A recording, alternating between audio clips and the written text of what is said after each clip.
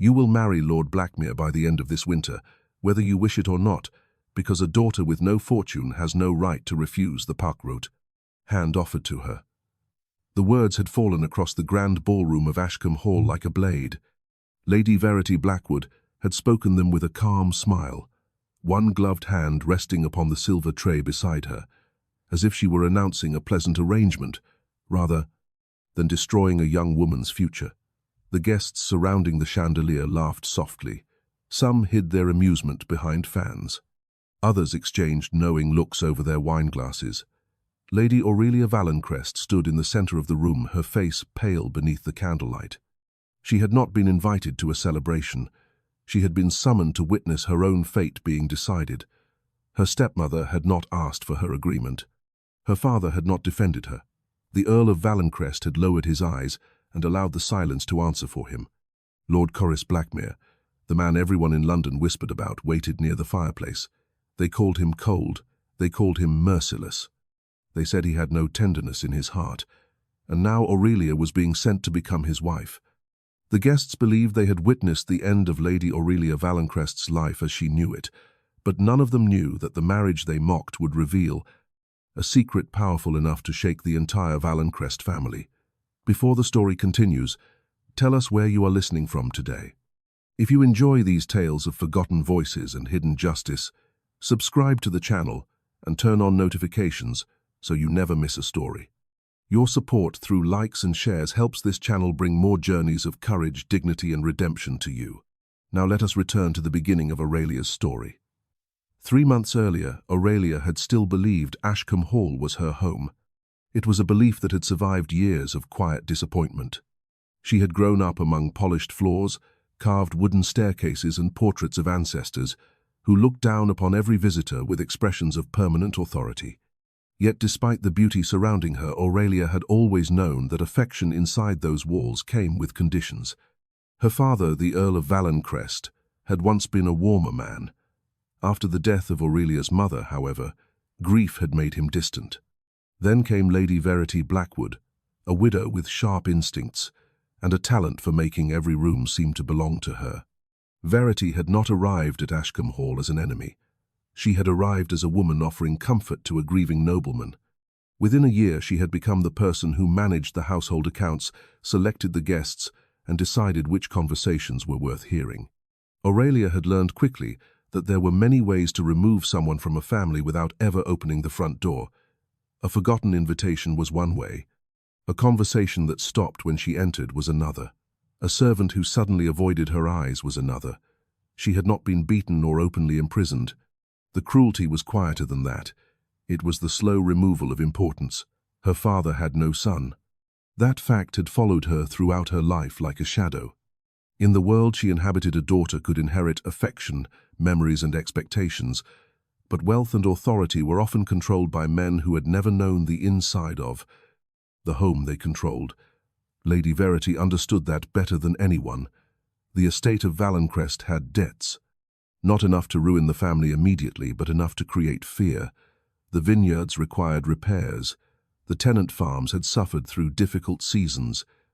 The household that appeared wealthy from outside carried worries hidden behind locked doors, and Verity had discovered a solution: Aurelia's marriage. Not because she cared for Aurelia's happiness, not because she wished to secure a loving future for her stepdaughter, because a powerful marriage would protect the Valencrest name and place control of the family's remaining wealth into safer hands, her own hands. The first time Aurelia realized the plan, she had been standing outside the library door with a basket of folded linens prepared for the servants' wing.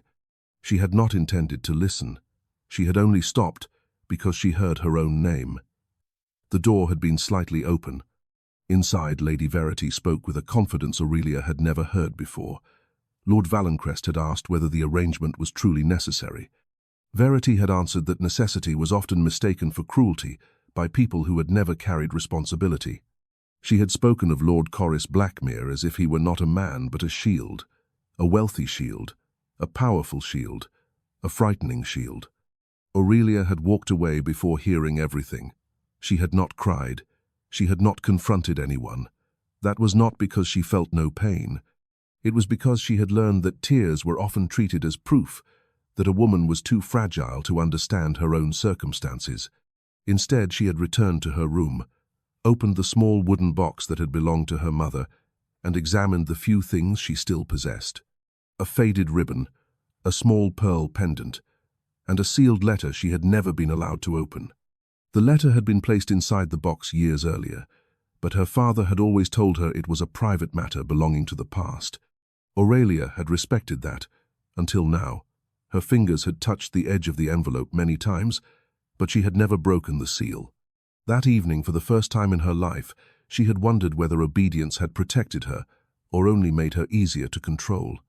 The following morning, another message arrived. The arrangement with Lord Blackmere would be announced at the winter gathering. There would be no discussion. There would be no delay. Aurelia was 23 years old, considered beyond the age when many families expected a woman to secure a suitable marriage, and Verity used that fact like a weapon. She told relatives that Aurelia was fortunate. She told neighbors that Lord Blackmere had offered salvation. She told servants that a young woman should be grateful when someone powerful chose to accept her. But Aurelia knew the difference between being chosen and being traded. She had spent her entire life watching men decide the value of women around them. A wife was valuable if she brought connections. A daughter was valuable if she brought a favorable alliance. A widow was valuable if she controlled property. A woman without any of those things was expected to disappear quietly. The first time in her life she decided not to disappear was the night she entered her father's study. It was a room she had rarely visited. The heavy door, the locked cabinets, and the rows of leather-bound account books always made it feel less like part of a home and more like a place where decisions were buried. The fire had almost gone out. On the desk sat papers, letters, ledgers, and beside them, a small locked box. Aurelia did not open it. She knew better than to take what was not hers. But she noticed something unusual.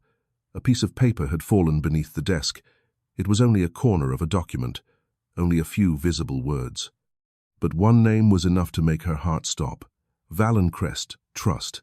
She picked it up carefully. Before she could read, more footsteps sounded in the corridor. She placed the paper back exactly where she had found it and stepped behind the curtain. The door opened. It was not her father. It was Lady Verity. Aurelia watched through the narrow space between the fabric and the wall. Verity entered with a small cup of tea in her hand. She did not look surprised to be there. She looked like someone returning to a place she owned. She unlocked the drawer, removed a document, then paused. For a moment her expression changed. It was not anger, it was fear. Only a second passed before the cold mask returned. Aurelia had seen enough. Not enough to understand, not enough to accuse, but enough to know that the marriage was not only about rescuing the family name. There was something hidden inside Ashcombe Hall, something that Lady Verity feared would be found. The next day, Aurelia met Lord Blackmere for the first time.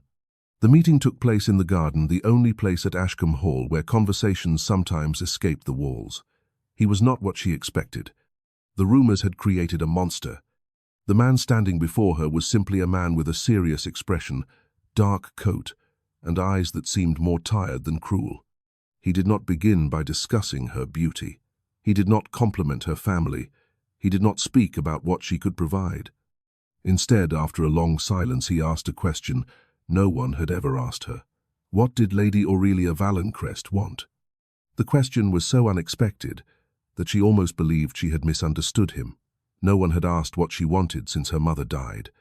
Not her father, not her relatives, not the people arranging her future. She looked at him carefully, searching for mockery. There was none.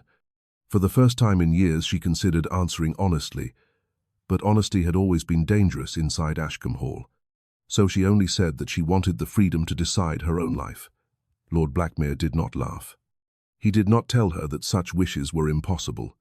He only looked toward the cold garden paths and said that perhaps a marriage built on truth was less frightening than one built on silence.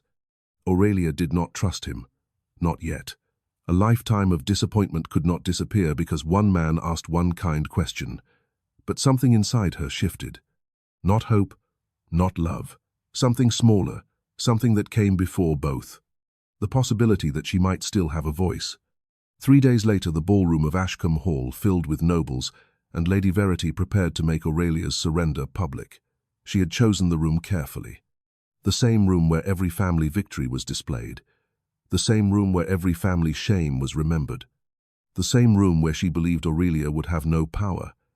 But as the guests gathered beneath the chandeliers, Aurelia carried something hidden inside her glove. A small piece of paper, a name, and a question that could destroy everything Lady Verity had built. Because before Aurelia could be forced into a marriage, she did not choose. She had to discover why someone had worked so hard to make sure she never saw. The truth about her own inheritance. The announcement had been prepared with the precision of a military operation.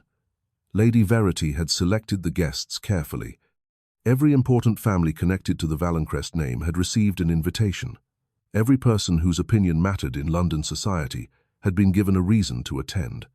The winter gathering was not meant to celebrate Aurelia. It was meant to display that she no longer belonged to herself. As the musicians played softly near the far wall, Aurelia stood beside her father beneath the glow of the chandelier. She could feel the eyes upon her. Some looked curious, some looked sympathetic, most looked entertained. The difference between pity and pleasure was often difficult to recognize among people who had never experienced helplessness themselves. Lady Verity stepped forward with a warm smile. "My friends," she began, lifting her glass. "Tonight, we gather not only to honor the continuation of the Valenkrest family, but to announce a union that will bring stability and respect to those who carry this name." The room responded exactly as she expected. Quiet whispers, approving nods, small smiles. Then she turned toward Aurelia. "My dear stepdaughter has been fortunate enough to receive the proposal of Lord Blackmere." The name moved through the room like a sudden change in weather. Even those who pretended not to gossip reacted. Lord Blackmere, the man who rarely attended social events, the man whose estate was managed with strict discipline, the man whose family history was filled with rumors of harsh decisions and emotional distance. Aurelia felt the room waiting for her reaction. They wanted fear. They wanted embarrassment. They wanted confirmation that the quiet daughter of the Valenkrest family had been given away because no better option remained. Lady Verity smiled. "Lady Aurelia will surely understand that such an opportunity cannot be refused." The sentence was polite. The meaning was not. Aurelia looked toward her father. The Earl of Valenkrest stood beside her, his shoulders slightly bent. She waited, just once. She waited for him to say that his daughter's wishes mattered. But he only adjusted his cuff and looked toward the floor. That silence hurt more than Lady Verity's words, because cruelty from an enemy was expected. Cruelty from family arrived, wearing the face of disappointment. Aurelia lifted her chin. "I have not accepted." The room changed. The music continued for 2 more notes before stopping. The silence that followed was so complete that even the servants near the doorway became still. Lady Verity's smile remained, but something colder appeared beneath it. "My dear, perhaps you misunderstand the situation." "No," Aurelia replied quietly. "I understand it perfectly." A few guests exchanged surprised looks. This was not the Aurelia they knew. For years she had been the daughter who lowered her eyes. The young woman who apologized even when others were wrong. The one who accepted forgotten invitations and empty promises. But this evening, standing beneath the same chandelier where her future had been sold, she finally understood something. She was not refusing a marriage. She was refusing to vanish. Lord Valenkrest finally spoke. Aurelia. Only her name. Not an argument, not a defense, a warning. She turned toward him. "Father, may I ask one question?" The Earl looked uncomfortable. "What is it? Did you choose this marriage because you believed it would make me happy?" The room became even quieter. No one expected a daughter to ask such a thing in public. Her father opened his mouth, then closed it. That hesitation answered everything. Aurelia looked away. She had received her answer. Lady Verity quickly stepped forward before the moment could grow dangerous. "You must forgive her. Grief has made her emotional." The words were carefully chosen, not rebellious, not disobedient, emotional. A word society often used when it wished to dismiss a woman's intelligence. Several guests nodded. Aurelia noticed. She noticed the way people accepted the explanation because it was easier than accepting the truth. Lady Verity leaned closer. "You would not wish to embarrass your father further." It was spoken softly. Only Aurelia heard, a threat disguised as concern. Then another voice interrupted. "I believe Lady Aurelia has answered clearly." Everyone turned. Lord Blackmere stood near the fireplace. He had been silent throughout the announcement, watching, listening. His expression gave away nothing. Lady Verity's face changed slightly. "My lord, this is a family matter." "Then it is fortunate," Lord Blackmere replied, "that the woman being discussed is present." A few people looked away. Others looked interested. For the first time that evening, the attention of the room shifted away from Aurelia's supposed weakness. It shifted toward the people who had arranged her life without her consent. Lord Blackmere approached. He did not take Aurelia's arm. He did not claim possession of her. He simply stood beside her. A small action, but one she remembered. Because no man had stood beside her without expecting something in return. "I was informed," he said calmly, "that Lady Aurelia would be honored by my proposal." His gaze moved briefly toward Lady Verity. "I was not informed that she would be instructed to accept it." The room reacted. Not loudly, not dramatically, but enough. Enough for people to realize the arrangement was not as simple as they had been told. Lady Verity recovered quickly. "My lord, surely you understand that young ladies sometimes struggle with difficult decisions." Lord Blackmere looked at Aurelia. "What does Lady Aurelia struggle with?" The question was directed at her, not about her. Again, no one had asked her that before. She answered carefully. "I struggle with being treated as though my opinion is a minor inconvenience." A few guests lowered their eyes. The statement was too honest. And honesty was dangerous because it forced people to choose whether to acknowledge it. Lord Blackmere remained silent for a moment. Then he said, "Then perhaps the first agreement between us should be that your opinion is not an inconvenience." Lady Verity's expression hardened. She had expected a feared man, a cold man, a man who would take Aurelia because society said he could. Instead, she had found a man who was refusing to play the role she had prepared for him. That was the first problem. The second was hidden in Aurelia's pocket, the small piece of paper she had taken from her father's study. After the gathering ended, Aurelia returned to her room. The house was quieter at night. The servants moved through the corridors carrying candles. The fire in her chamber burned low.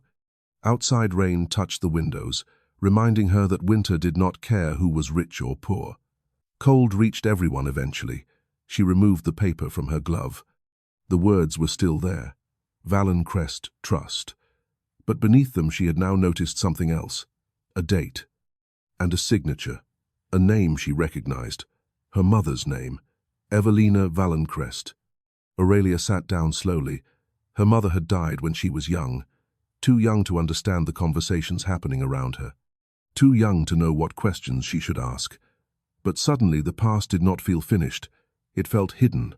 The next morning she decided to visit the village beyond Ashcombe Hall, not as a countess's daughter, not as someone waiting for permission, but as someone searching for the truth. The village had always existed beneath the shadow of the estate. The people there knew things noble families preferred forgotten. Aurelia had rarely been allowed to speak with them. Lady Verity considered such conversations beneath her. That was precisely why Aurelia needed them. At the small market near the village square, she found Mrs. Eliza Harrow, an elderly former servant who had worked at Ashcombe Hall before Verity arrived. The woman recognized her immediately. "Lady Aurelia." The surprise in her voice was followed by concern. "You should not be here alone." Aurelia smiled faintly. "For the first time I think I should be." The old woman studied her face. Then she looked around carefully. "You have started asking questions." Aurelia froze. "How do you know?" Mrs. Harrow lowered her voice. "Because your mother asked the same ones." The answer struck harder than Aurelia expected.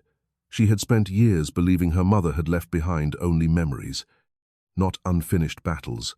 What questions? The old servant looked toward the road leading back to Ashcombe Hall, the questions that made certain people very nervous. Before Aurelia could ask more, a carriage passed nearby. Inside was Lady Verity, and through the window, Aurelia saw her stepmother watching, not with anger, with fear. For the first time, Aurelia understood that Lady Verity was not only trying to control her future, she was trying to prevent her from discovering the past. But the past had already begun to speak, and soon it would reveal a truth that no locked room in Ashcombe Hall could keep hidden. Mrs. Harrow waited until the carriage disappeared beyond the bend before speaking again. "Your mother was not a woman who frightened easily, Lady Aurelia." The old servant's hands trembled slightly as she adjusted the shawl around her shoulders. She was not afraid of Aurelia. She was afraid of remembering. She knew the estate better than anyone. She knew every account book, every tenant family, every agreement your father signed. She believed that a household could only survive when truth was allowed inside its walls. Aurelia listened carefully. The rain continued to fall. Around them, the market carried on with ordinary life. A baker arranged loaves beneath a cloth covering. A farmer counted coins beside a wooden cart. A child chased after a loose ribbon near a doorway. The world continued, but Aurelia felt as though something buried for years had finally moved beneath the surface. "What happened to her?" Aurelia asked. Mrs. Harrow looked at her for a long moment. "That is the question your mother wanted someone to ask." The answer unsettled her, not because it accused anyone, because it suggested that someone had worked very hard to make sure nobody ever asked. Mrs. Harrow reached into a small worn handbag and removed a folded piece of paper. "I kept this because I promised her I would." Aurelia did not take it immediately. "Why give it to me now?" "Because before today you were still trying to belong to a house that had already decided to silence you." The words were painful, but they were not cruel. They were the words of someone who had watched the truth disappear. Aurelia accepted the paper. The handwriting was familiar, not because she remembered reading it often, because she remembered watching those hands write, her mother's hands.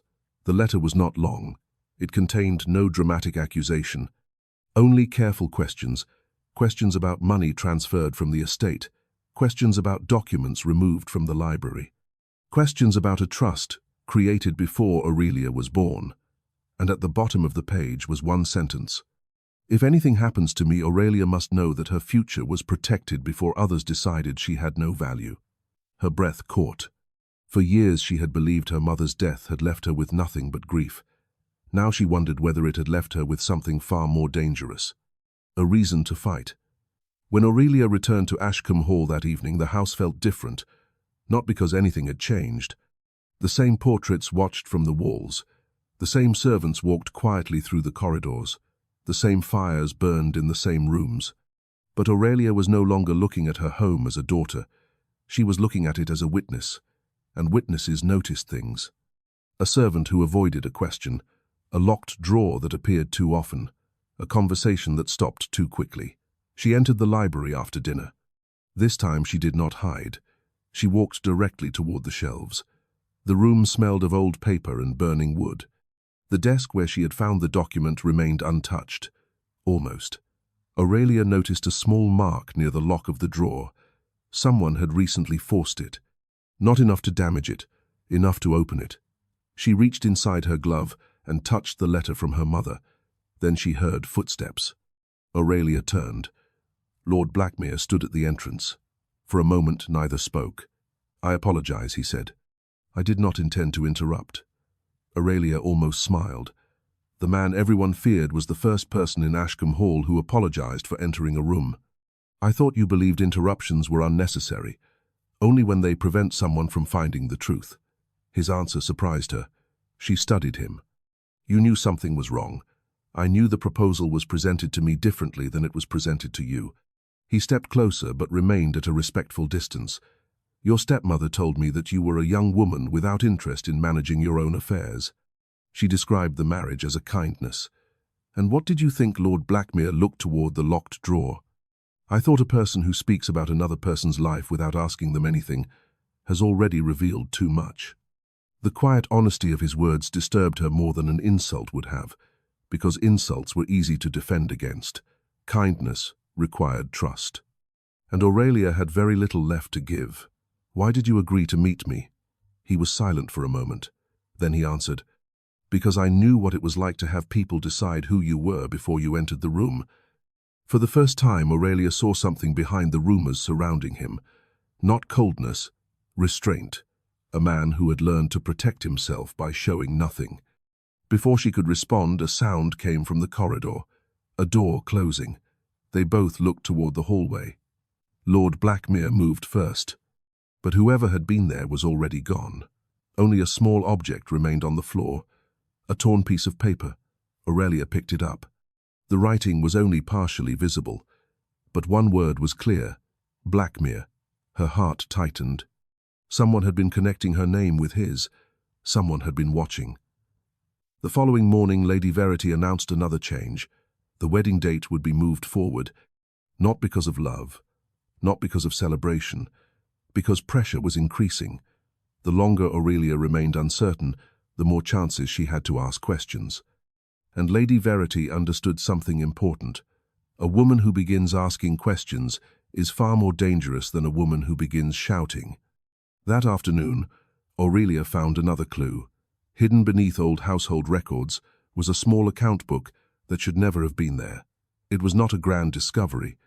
It was not enough to expose anyone, but it contained a pattern: payments made quietly, amounts moved away from the estate, signatures that appeared where they should not, and beside one entry was a name, not Verity, not her father. A solicitor who had handled family matters years earlier.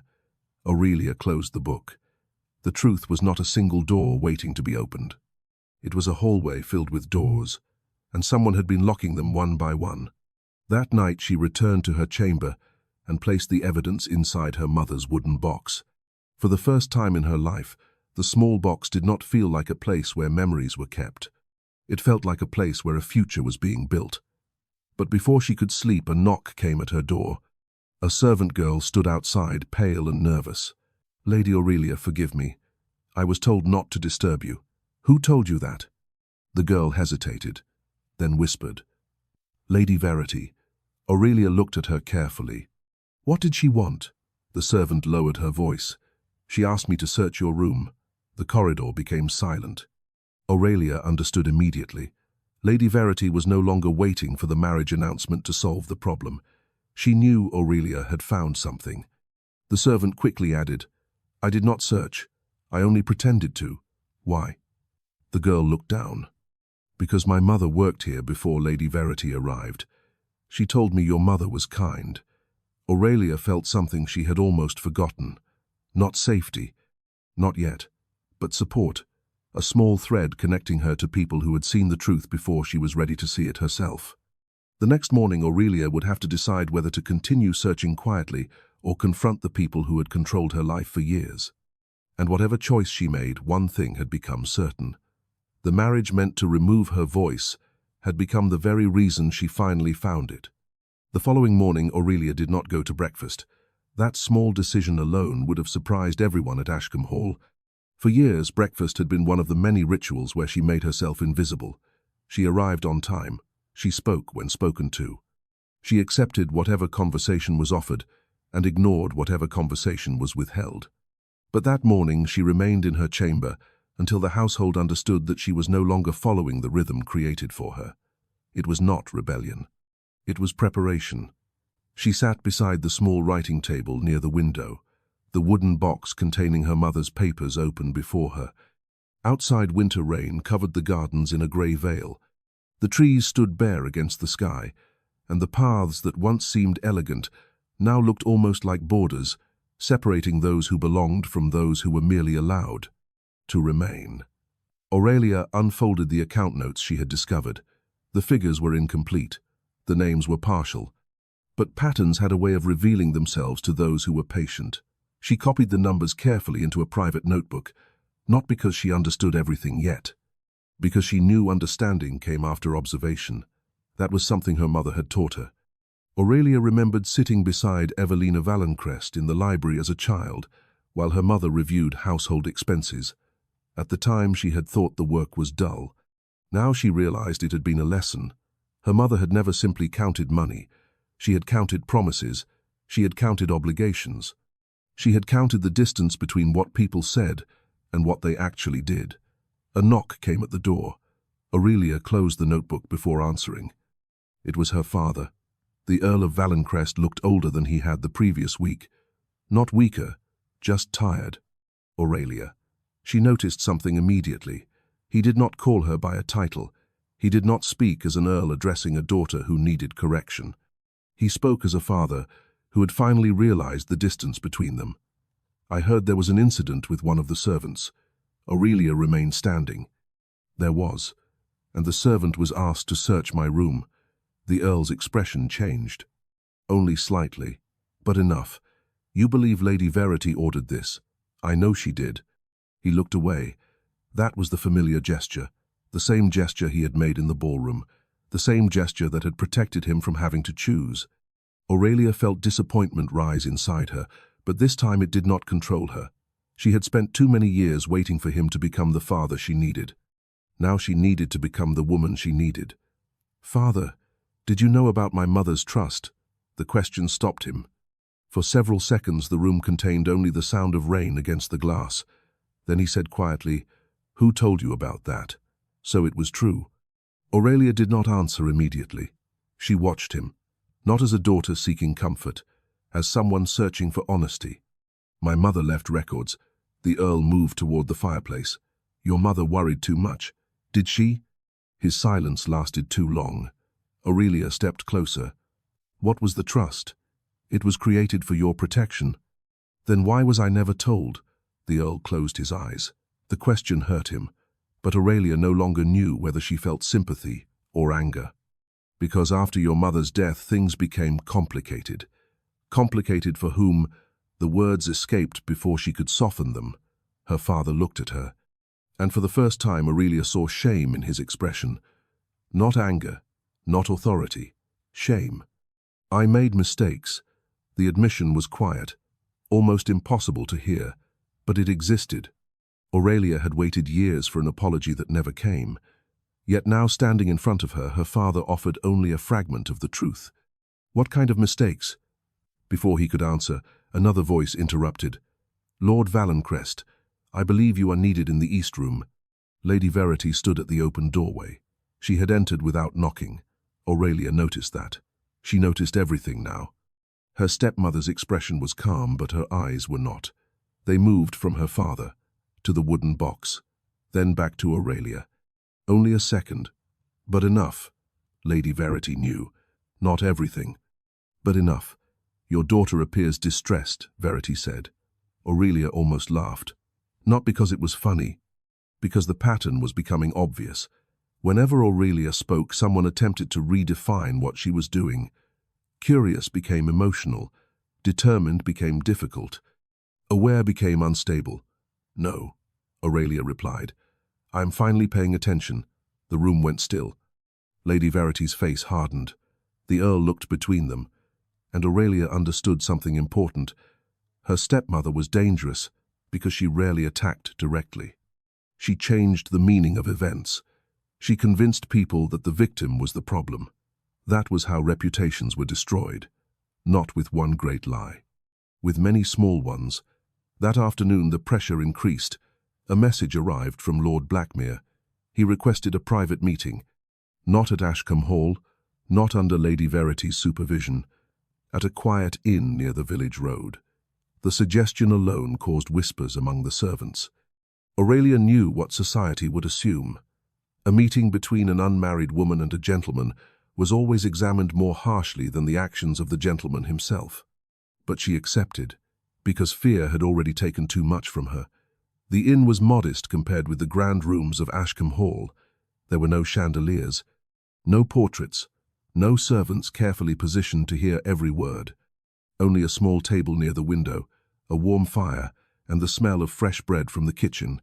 For the first time in months, Aurelia felt as though she could breathe. Lord Blackmere arrived shortly afterward. He removed his gloves and sat across from her. I discovered something. Aurelia watched him carefully. What? My solicitor reviewed certain old documents connected to the Valencrist estate. Her heart tightened. What did you find? Your mother's concerns were justified. He placed a folded document on the table. Several transfers were made from funds connected to your family. By whom he hesitated. That hesitation mattered. That is what I am still trying to determine. Aurelia looked at the document. "Why are you helping me?" Lord Blackmere was quiet. Then he answered, "Because I know what happens when powerful families decide that one person's silence is more convenient than the truth." There was something personal in his voice, something he did not explain. Aurelia noticed, but she did not press. Not yet. Instead, she asked, "Is this why you agreed to marry me?" "No." The answer came immediately. That surprised her. Then why he looked directly at her? "Because when I met you, everyone else had already decided what your life should be." A pause. "And I wanted to know what you wanted before anyone else answered for you." The words stayed between them. Not romantic. Not yet. Something more important. Respect. When Aurelia returned to Ashcombe Hall, she found that her room had been disturbed. Not destroyed. Not searched openly. Someone had been careful. A drawer slightly misaligned. A book moved from its position. A candle holder turned. Small signs, enough for someone observant. She checked the wooden box. The letters were still there, but one thing was missing. The copied account notes. Someone had taken the evidence she created. Someone inside Ashcombe Hall. That night, Aurelia walked through the corridor and stopped near the library. A sound came from inside. Voices. She approached the door. It was slightly open. Aurelia knew she should leave. She knew listening through doors was considered improper. But she also knew that improper actions were sometimes the only way powerless people discovered the truth. Inside, Lady Verity was speaking. "The wedding must happen before she learns everything." Aurelia froze. Another voice answered, "Her father's." "What if she already knows?" A silence followed. Then Lady Verity spoke again. "Then we must make sure no one believes her." Aurelia stepped back. The words were enough. Not a confession, not yet. But confirmation. The battle was no longer about a marriage. It was about whether the truth would survive. And as she stood alone in the cold corridor, Aurelia realized something that changed everything. She was not waiting to be rescued. She was gathering the evidence that would one day rescue her name. The only question was whether she could gather enough before Lady Verity closed every door left open to her. The only question was whether she could gather enough before Lady Verity closed every door left open to her. Aurelia did not sleep that night. Not because she was afraid. Fear had been a constant companion for so long that she had learned how to sit beside it without surrendering. She remained awake because for the first time, every piece of her life appeared connected. The marriage, the missing documents, her mother's warnings, her father's silence, Lady Verity's urgency. They were not separate wounds. They were parts of the same design. Before dawn arrived, Aurelia made a decision. She would stop searching like someone asking permission to know the truth. She would search like someone whose future depended upon finding it. The first person she needed was not a nobleman, not a lawyer, not someone who carried a title. It was Mrs. Harrow. The old servant had spent decades inside Ashcombe Hall. She understood the household better than many members of the family because servants saw what guests never did. They saw who entered rooms after midnight. They saw which letters were delivered and which disappeared. They saw who spoke kindly when others were watching and cruelly when they were not. Aurelia found Mrs. Harrow near the village road 2 days later. The old woman looked unsurprised. "You have returned." Aurelia nodded. "I need your help." Mrs. Harrow studied her. Years earlier, Aurelia might have apologized for asking. This time she simply waited. The change did not escape the old servant. "You sound like your mother." Aurelia lowered her eyes. "I hope that is not a disappointment." "No." Mrs. Harrow smiled sadly. "It is the first thing that has given me hope in years." They walked together toward a small cottage beyond the market. Inside the room was simple. A wooden table, a small stove, a shelf filled with carefully arranged jars and folded cloth. It was not grand, but it was honest. Aurelia realized that was something Ashcombe Hall had slowly stopped being. Mrs. Harrow opened a small drawer and removed several papers wrapped in linen. "I could not keep everything." Aurelia looked at the bundle. "What are these?" "Copies." The answer surprised her. Copies of what household records from before Lady Verity took control. Mrs. Harrow placed them on the table. "I knew something was wrong when your mother died. Not because I knew who was responsible, I did not. But because certain things changed too quickly. What things? The household staff. Aurelia listened. People who had served your mother faithfully were dismissed. The gardener who knew every corner of the estate was sent away. The cook who had managed the household for 15 years suddenly left. Even the old steward disappeared. Why? Mrs. Harrow looked at her. Because people who know the past are inconvenient when someone wants to rewrite it. The words settled heavily. Aurelia examined the papers. They were not enough to accuse anyone, but they showed something. The estate had been reorganized immediately after her mother's death. Money had moved. Responsibilities had changed. People had vanished. It was not proof of a crime, it was proof of preparation. Before Aurelia could speak again, Mrs. Harrow reached for another envelope. This is the last thing. Aurelia recognized the handwriting before opening it, her mother's. The letter was addressed to no one. Only a single sentence appeared on the outside. For Aurelia, when she is old enough to understand, her hands tightened. Inside was a short note. Evelina had written that she feared someone close to the family was attempting to influence the inheritance arrangements. She had not named the person, but she had written something that made Aurelia's heart beat faster. A woman without a voice can still leave behind evidence. Aurelia folded the letter carefully. For the first time in her life, she understood why her mother had kept records instead of making accusations. Because accusations could be dismissed, records remained. When she returned to Ashcombe Hall, she found Lord Blackmere waiting in the library. The sight of him no longer felt like an intrusion. That alone surprised her. You found something. It was not a question. Aurelia looked at him. How did you know? Because you entered the room differently. She almost smiled. You observe too much.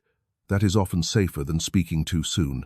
His answer reminded her that Lord Blackmere carried his own reasons for silence. Someone searched my room. His expression changed. Not dramatically, but enough. Was anything taken? The notes I copied. Then they know you are investigating. Aurelia nodded. They know. A pause followed. Then Lord Blackmere moved toward the desk and opened a small leather folder. I may have found the reason. Inside were several letters from his solicitor. Aurelia read carefully. The documents concerned a financial arrangement connected to the Valenkrest estate. A name appeared repeatedly. Not Lady Verity, not the Earl, a third person. The solicitor who had managed the trust. Aurelia looked up. Why would he help them? Because people rarely betray others without receiving something. She looked again at the papers. What did he receive? Lord Blackmere did not answer immediately. Instead, he handed her another document. A payment record. The amount was modest compared with the family fortune, but the date mattered. It was signed shortly after her mother's death. Aurelia felt a chill. Not the cold outside, something deeper. The cold realization that someone had benefited from her silence. That afternoon, Lady Verity made her next move. She announced that Aurelia had become overwhelmed by the pressure of the upcoming marriage.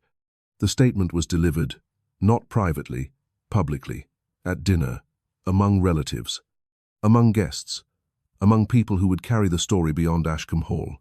My poor Aurelia, Lady Verity said gently, placing a hand near her shoulder.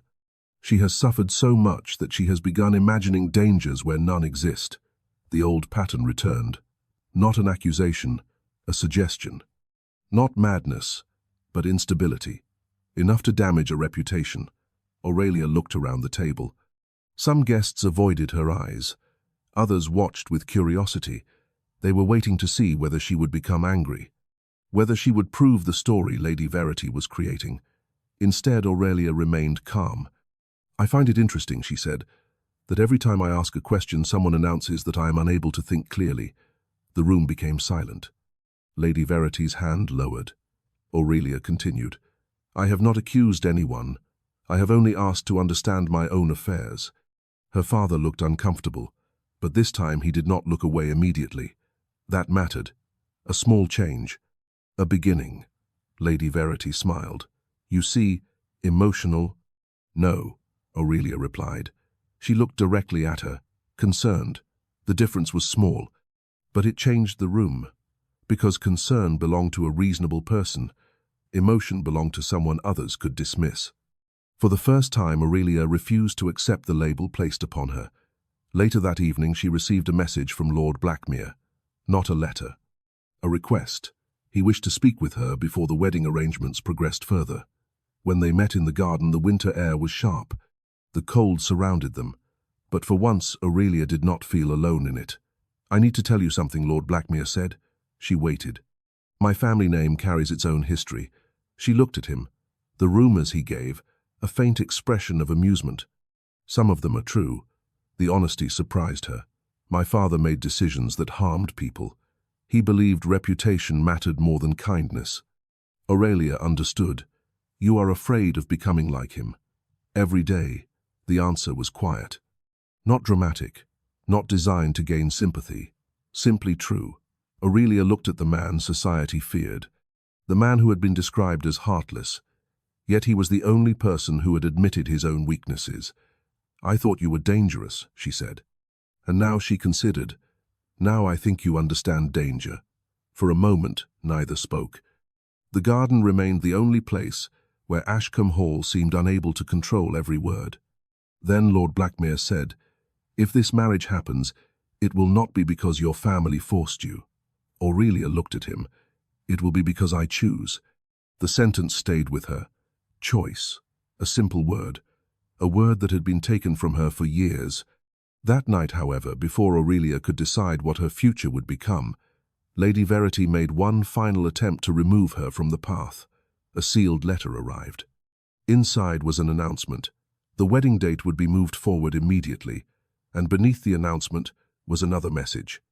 Aurelia Valenkrest was no longer considered suitable to manage her own affairs. The signature at the bottom belonged to the solicitor connected to her mother's trust, the man who had helped hide the truth, the man who now intended to make sure Aurelia could never reveal it. For the first time, the enemy had shown its hand, and Aurelia finally understood the size of the battle ahead. She was no longer fighting for a choice in marriage.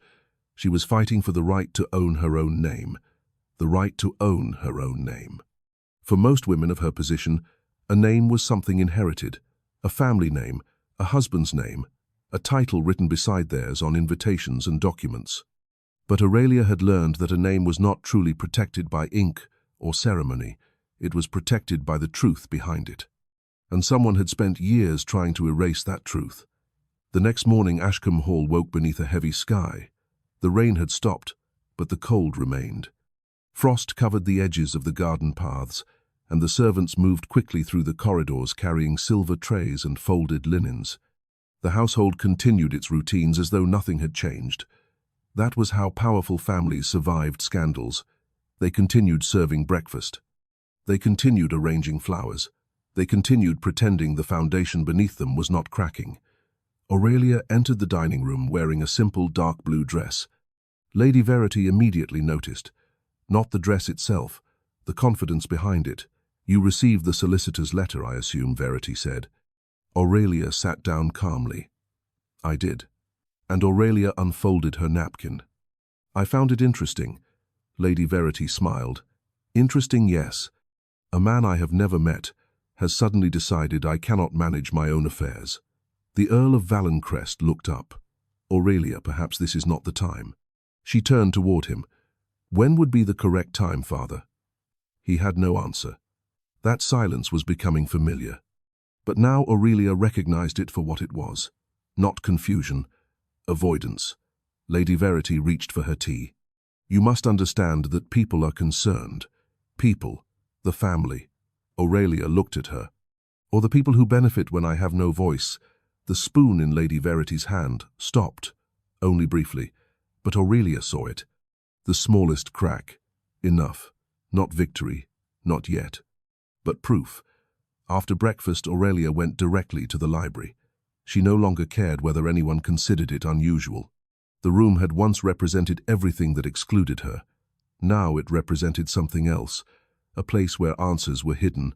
The locked drawer remained. She examined it carefully, not forcing it, not damaging it, simply observing. Then she remembered something Mrs. Harrow had said. People who know the past are inconvenient when someone wants to rewrite it. Aurelia looked at the shelves. Not the books, the shelves themselves. Old houses carried memories in strange ways: a loose board, a misplaced key, a mark left behind by furniture moved years earlier. Near the lower cabinet she noticed a small gap between the wood panels. She pressed gently. Nothing happened. She pressed again. A narrow section shifted. Behind it was a small compartment. Empty. Almost. Inside was a single torn piece of parchment. Aurelia carefully removed it. Only 3 lines remained. But they were enough. The document referred to a trust established for Lady Aurelia Valenkrest. Not a future marriage settlement, not a simple allowance, a protected inheritance, one created by her mother before her death. Aurelia stared at the words.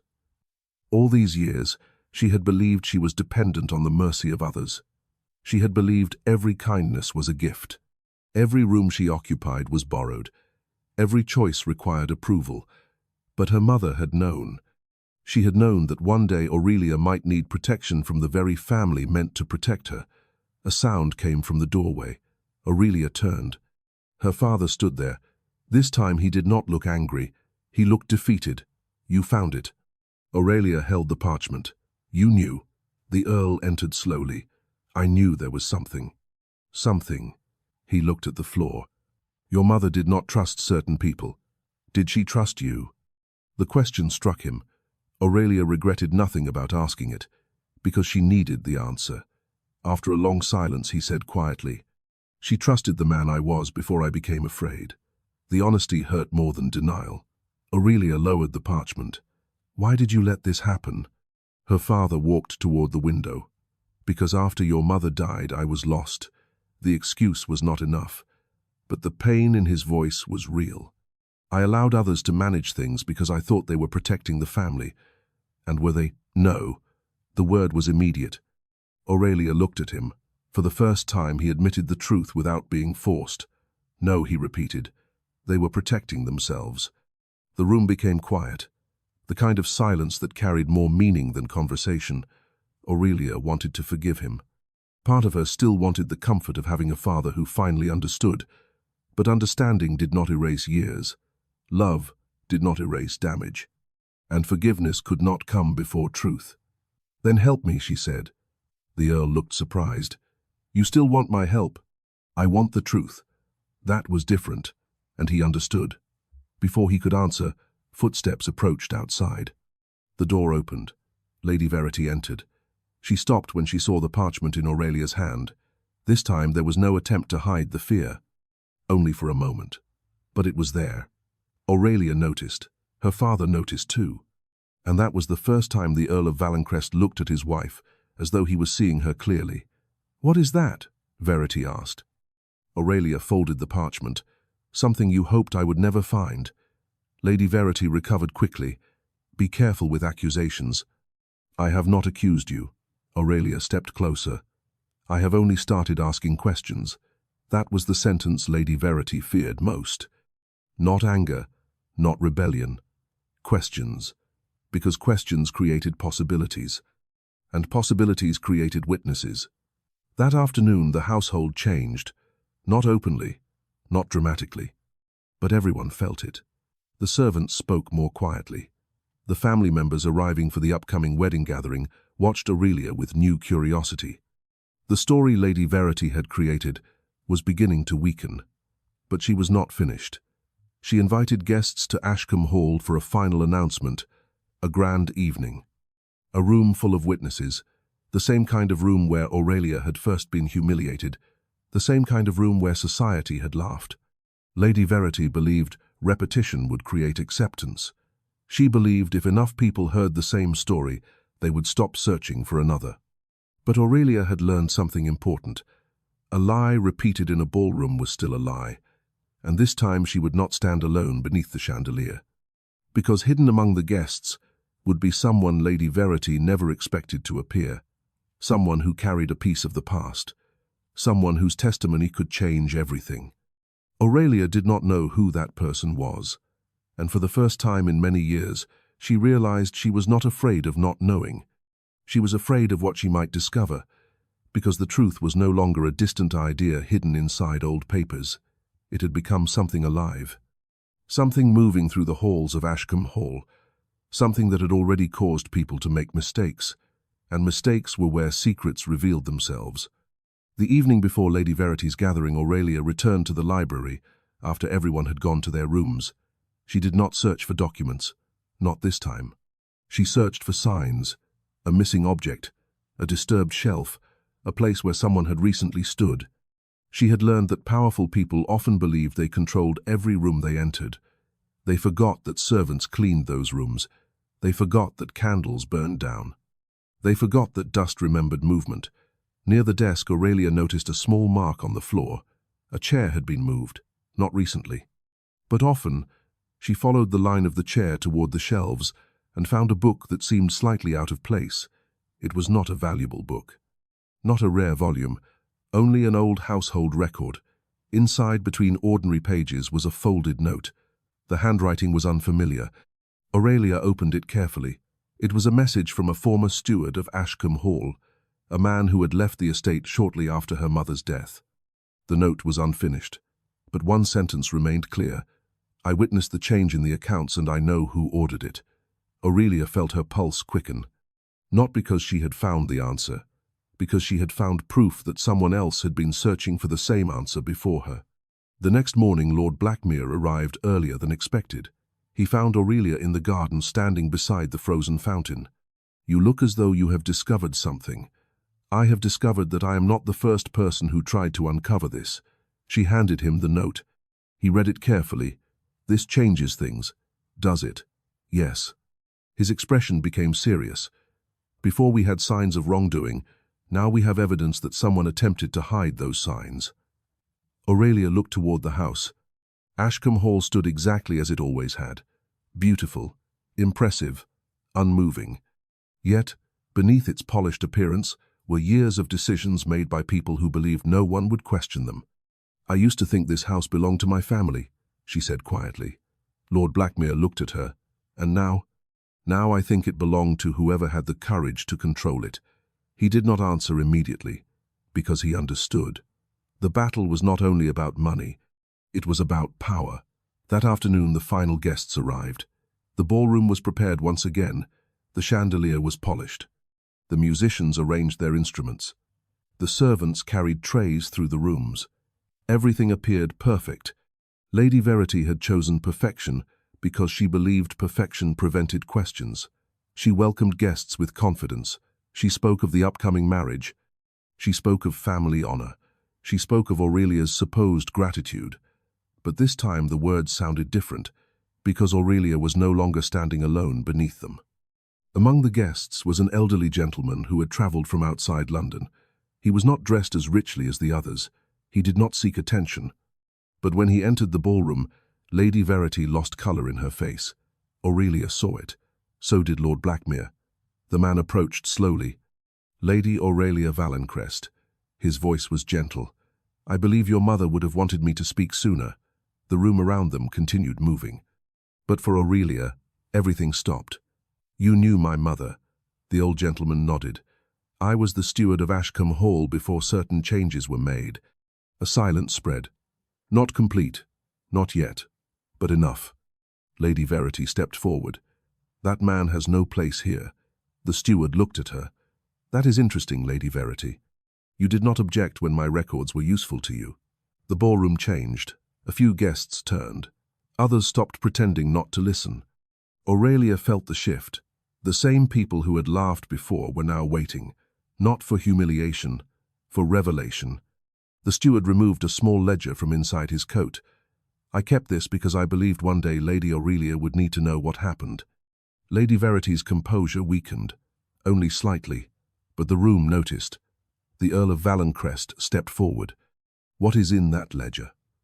The steward looked at him. The truth about the trust, created by Lady Evelina Valencrest. The name of Aurelia's mother moved through the room, a name that had been avoided for years. A name that had been treated like a memory instead of a person. The steward continued. "The trust was created to ensure Lady Aurelia would have independent protection if anything happened to her." Aurelia looked at her father. He closed his eyes. Because he knew. He had known. The realization hurt more than any accusation, not because her father had stolen from her, but because he had allowed others to make her believe she had nothing. Lady Verity spoke quickly. "This proves nothing. An old servant's memory cannot destroy a family." The steward did not raise his voice. He did not need to. "I agree." The room quieted. "That is why I brought the records." He opened the ledger. Dates, payments, instructions. Then he looked directly at Lady Verity. And the signatures. For the first time, Lady Verity had no immediate answer. Her silence was louder than any confession. Aurelia watched her carefully. She expected anger. Instead, she saw fear. The same fear she had seen in the library. The fear of someone who realized the past was no longer buried. Lord Blackmere stepped beside Aurelia. Not in front of her, beside her, exactly as he had before. The difference was that now she understood why it mattered. He was not saving her. He was standing where she could choose to stand. The room waited. The evidence was ready. The witnesses were present. And Lady Verity finally understood that the woman she had tried to silence had become the person who could expose everything.